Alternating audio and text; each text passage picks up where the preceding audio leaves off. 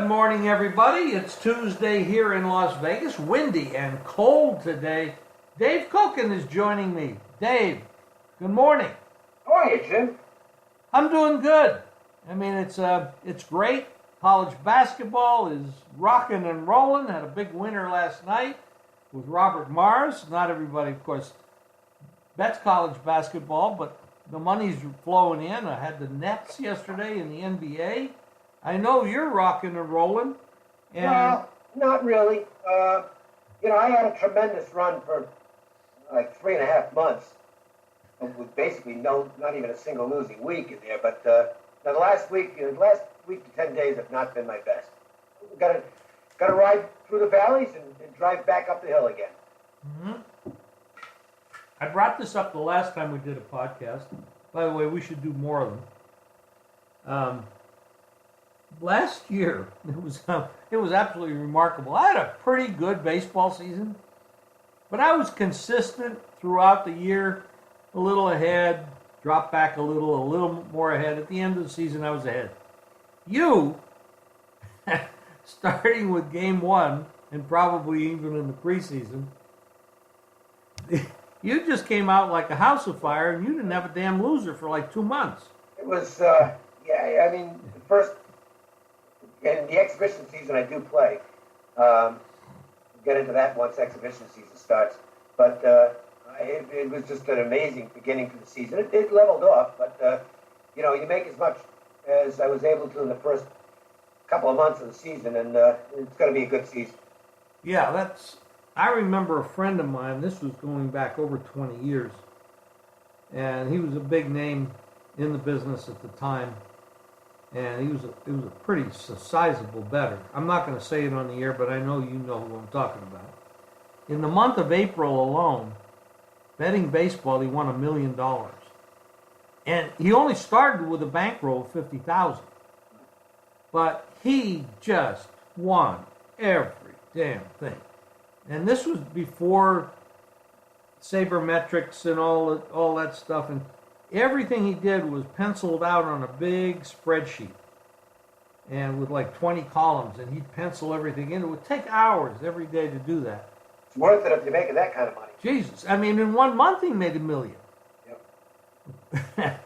And, of course, his problem then was bookmakers were going broke and they weren't paying him, and he had to find new outs. And, the world is different now. And getting there, how the world is different now, I want to get to this.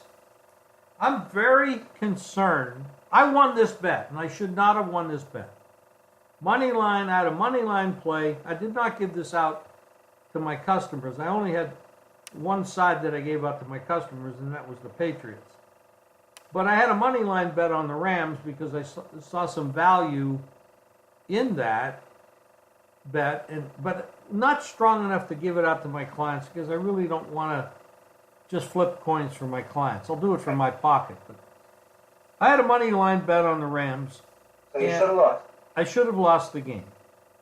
A couple things played into it. The natural errors of human beings, throwing a bad pass, dropping a ball. Coaches making decisions that they shouldn't have.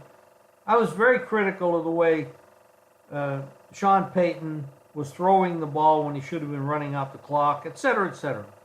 But the one issue that really bothers me is, and Gail Benson brought this up, and she's the owner of the Saints, and I totally agree with her. Integrity. You either have it or you don't, and the league will easily lose that because people are always going to say, oh, these games are fixed and stuff like that. I always hate that because I don't believe that to be the case.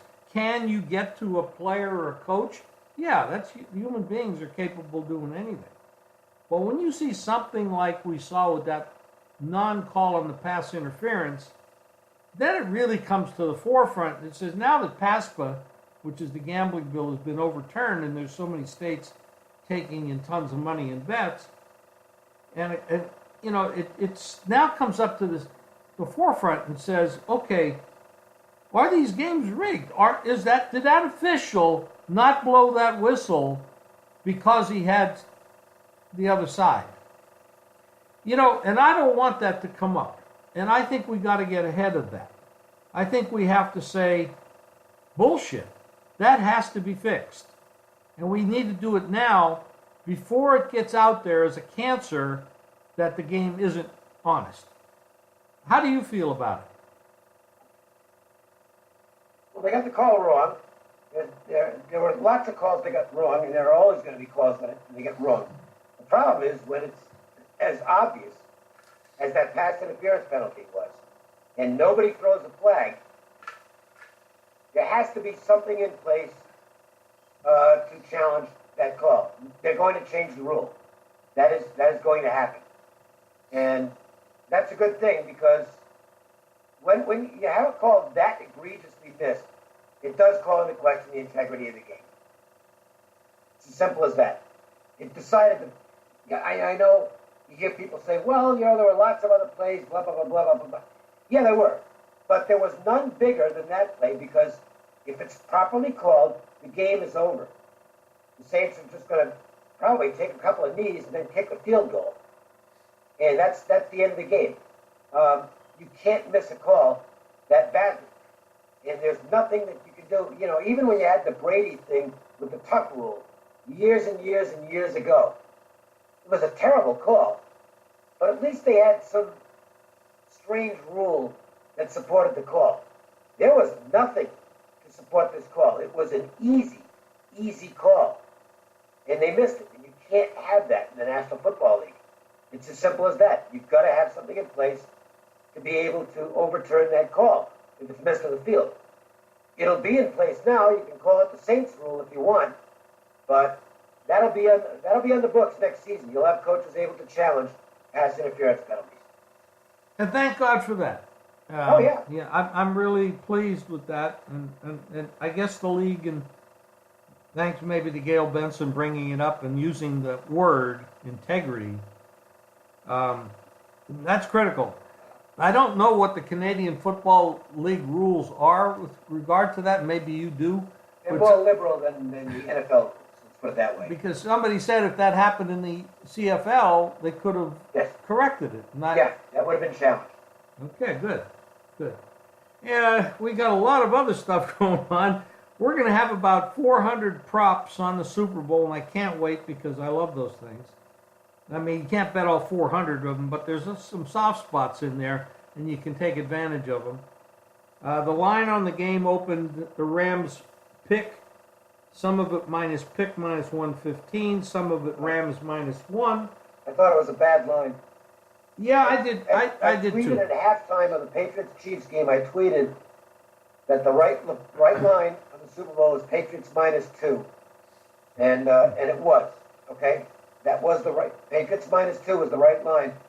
The problem is that whoever opens it first dictates the market because the other books don't want to put up something that's way off, or they're going to get a big liability. So everybody follows the leader pretty much. And I thought they put up a bad number. And those who had access to apps at the right books were able to get, just without even handicapping it, we're able to get Patriots +1 or 1.5 even, and they're all set because they can just take back the other side if they don't like it with no penalty whatsoever. Well, it's big if it lands either way, but they can even play a middle. So I thought they blew the opening line. I think it's settled where it's supposed to be. I 100% agree. I was one of those people that watches the screen. Well, you know this. I watch the screen constantly, and when the line opened, I was absolutely shocked. I thought they must have made a mistake. And I said, how the hell can you favor the Rams in this game? It's impossible. Well, I did too. I couldn't, unfortunately, it's so fast you can't get it out to your customers because it took about a minute to move. And so it's just a personal play, but I immediately took the Patriots at that price. And if I like that side, I'll just leave it the way it is. And if I don't like that, I haven't determined what I'm going to do with the game yet. If I don't like that side, well, not going to cost me anything to buy out of it and take the other side. You know, the way I work on this, Dave, I can't send this out to all my customers because, A, they don't have access to do anything with it. B, they're not really 100% tuned in to everything I do, but a few private clients that really want that. They're bigger players, obviously, and they're more serious players.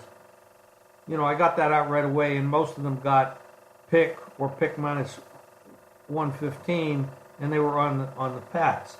As I said, the line, like you, the Pats should be 2.5. I don't think you're going to see 3. But now, if it gets to 3, there's one store in Vegas where it could. The South Point does not do half points. That's per their owner. He wants whole numbers. So it could get to 3, but as soon as it does, it'll get that back down. Oh yeah, there'd be a rush to the counter for sure. Yeah. So I mean, so it's gonna go up to 2 or 2.5. I think probably 2.5.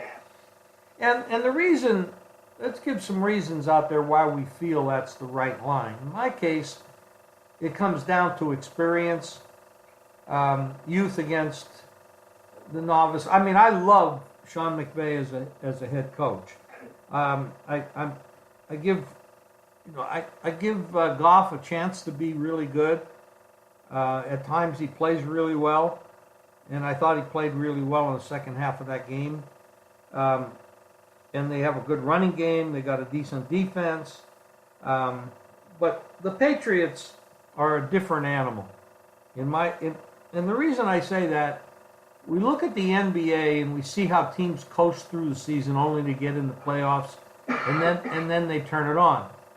Like, anybody that thinks the Warriors are not as strong as they used to be is not paying attention. They're just not trying. But when they try, there's still nobody out there that's really quite that good. No, they're clearly the best. Yes. So when I look at the Patriots, I kind of look at the first month of the season, an extension of preseason for them. That's the way Belichick plays it. So the first 4 weeks, I don't pay much attention to it, as long as they don't have any major injuries. And then they start to turn it on. You look at the last couple games they played against the LA Chargers, who a lot of people felt was the best team in the AFC, and they had some pretty good defensive linemen. No one got to Brady. And then you played the Kansas City Chiefs at Kansas City, and they were a pretty good team to get to the quarterback all year, and nobody got to Brady. They play a smart brand of football without all the superstars. And they have guys on that team that they sign up out of the grocery store, but they know what the hell they're doing. Now, is it possible for them to lose? Yeah, it's possible to lose. I mean, they should have lost to Seattle a couple years ago when Pete Carroll called that one play, and it could have gone a million different ways if another call was made. They should have lost to Atlanta, too. Down 28-3 at halftime. Of course they should have lost to that game. So they've had some good fortune in Super Bowls thanks to the other team's mistakes. Seattle mistake, obviously, maybe the worst play call ever, and Atlanta just completely screwed up the fourth quarter. My take's a little bit different. My disagreement with the line has nothing to do with how I'm handicapping the game. Because to be honest, I haven't settled on a decision yet for the game. My projection is Rams minus 1.5. But that's an analytics projection, and that doesn't really play into the game. My problem with the line was it was a bad line. It doesn't have the betting line is not a prediction on the game. The betting line is supposed to be a line where ideally you're going to get action on both sides. And that's never really the case. It's not that frequent that the books will be black on a game going in. They've got a rooting interest in most cases. But this line, and again, this is not based on any handicapping. This is based on knowing the market. There's no way you make the Patriots the underdog in this football game. From a betting standpoint, you just don't do it. And consequently, the books have already got a liability in this game. Okay, which is not ideal. I mean, there'll be so much money bet, they'll be okay. But the original line of this game was just a bad number because it guaranteed an overwhelming amount of action, both money and tickets on the New England side. And that's just not the way you do it.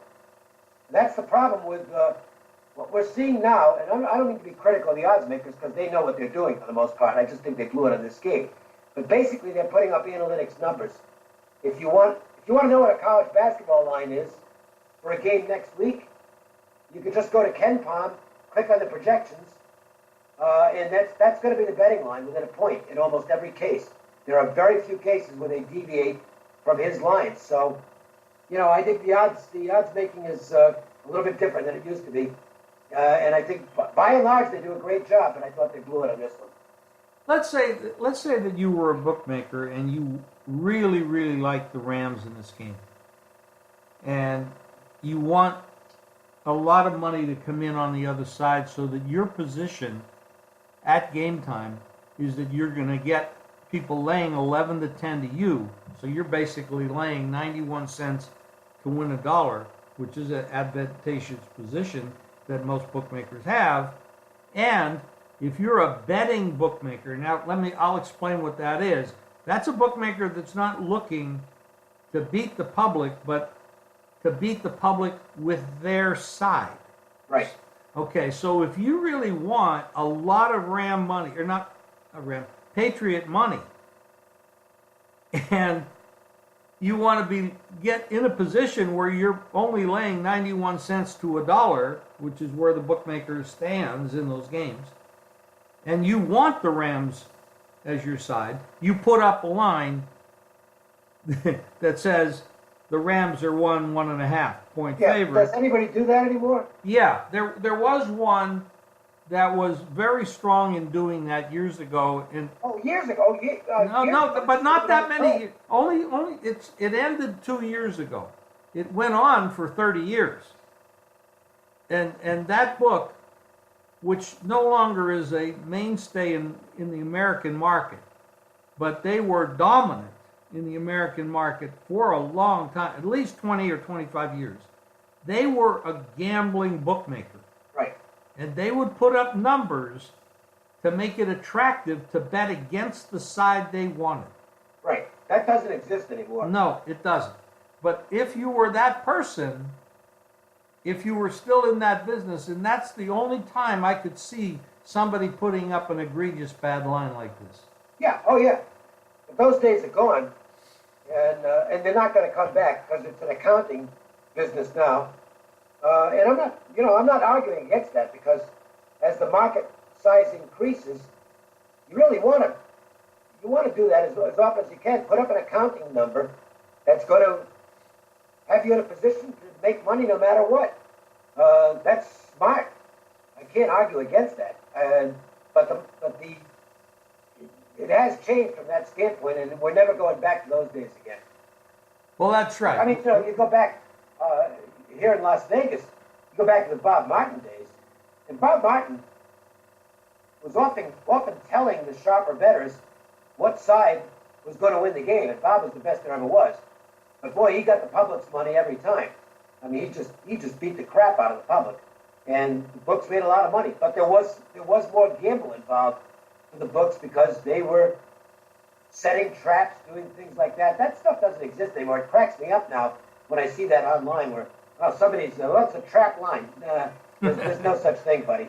Okay, there are no trap lines. Yeah, Bob. If those of you who don't know Bob Martin, man was a genius.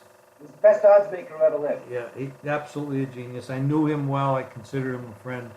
I only knew Bob a little bit because I was a little late to that party, getting out here, not till '81, but everybody knew about Bob Martin. I mean, he was the best there ever was. No question. And he did it all out of his head. He did not have to make a note. He knew exactly what he was doing all the time. Well, even for many years after that, it was still old school bookmakers that ran the town. And, Sonny Reisner, who we both knew well. Sonny was, by the way, the first one to start with Super Bowl props. He invented them. Sonny worked out of the Castaways. He later moved, I think it was the Rio when they opened. But by that time, Sonny was kind of retired. But at the Castaways, Sonny would handicap the bettors. If you could walk in, if you didn't know who you were, or didn't regard your opinion as anything of substance, you can walk in with a satchel full of cash and bet it on one side and you wouldn't touch the line. Whereas a smaller guy who, might be betting only $100 a game but had a good opinion, if that guy came in and bet something for $100, Sonny might move the line a half point based on his knowledge of the bettors. And again, that just doesn't happen anymore. That's true, Dave. It's all changed, and we should do a few more podcasts going down the road because there's a lot of talk about, and we haven't even gotten into college basketball or the NBA. And I know you're not really an NBA guy at this time of year, but only in the playoffs. But I will say now some of the NBA stuff is starting to get interesting because there are situations where teams are beginning to get more serious about getting positioning for the playoffs. Yeah. So it's a lot better now than it was, say, a month or two ago. So there's also teams that are getting serious about getting position for the draft. Exactly. If you watched the Cleveland game last night, I saw parts of it. To me, it couldn't have been more obvious that the teams were not trying to win. Both teams. And you talk about it. We talk about an NFL integrity problem with the officials. The NBA's integrity problem is way worse. Way worse. They have to do something about. To me, you have to change this draft lottery setup. There's a lot. Maybe we should get into that again. I have a simple solution for it, and it really is simple. And I wish they'd do it in all the sports. The draft should be just a lottery period with no odds for anybody. You either get lucky or you don't. Or if that's not equitable, then in the NBA, take the teams that don't make the playoffs and give them all an equal chance from that point on. This stuff with weighting the lottery balls, where it's advantageous to you can't set up something if any process that is rewarding losing is a bad process. Yeah. One other thing, maybe something else. One other thing on Earth where losing benefits you. I can't think of anything. Well, the NFL kind of does it with trying to penalize the teams that had a good record the previous year. Yeah, but there's no lottery involved in the NFL. No. Teams just don't try to lose on purpose in the NFL. They just don't. There's too many jobs on the line. Contracts are not the same as they are in the NBA. There's just a lot of reasons that you don't see teams not try in the NFL. And you saw a good example of that was the Raiders this season. Oh, the Raiders are going to have the number one pick. They're going to lose all. And they didn't. The Raiders were trying to win games. The NBA has reached a dangerous point as far as that goes, where it is out-and-out tanking. And the 76ers started it a few years ago, and now everybody else is doing it. And that is really bad for the game. It's turned a lot of fans off, too.